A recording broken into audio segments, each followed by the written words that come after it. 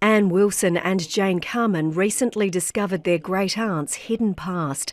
She'd been sentenced to death and then pardoned for the murder of her baby boy.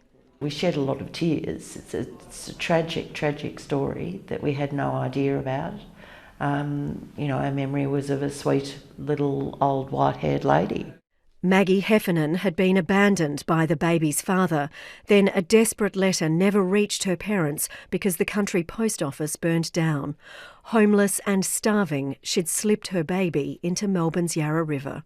To imagine what she suffered, and as a mother, I think you can imagine what if it was me. The successful petition to save her from the gallows was almost as long as Ned Kelly's, but other women weren't as lucky. The people who were hanged in the 1890s, almost all of them had death masks made afterwards for scientific purposes. The Wayward Women exhibition at Melbourne's Old Treasury building remembers a time of Great Depression after Australia's gold rush and building boom, when life was grim for the poor. And I also think it's important that we understand what happened before there was social security, before there was contraception, before there was legal abortion. Some rose to the top, like high-end brothel owner Madame Brussels.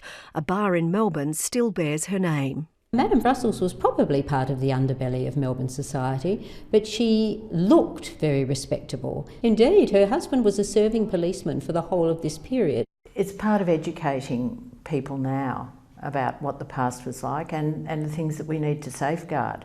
Timeless lessons from a dark chapter of our past. Stephanie Ferrier, ABC News.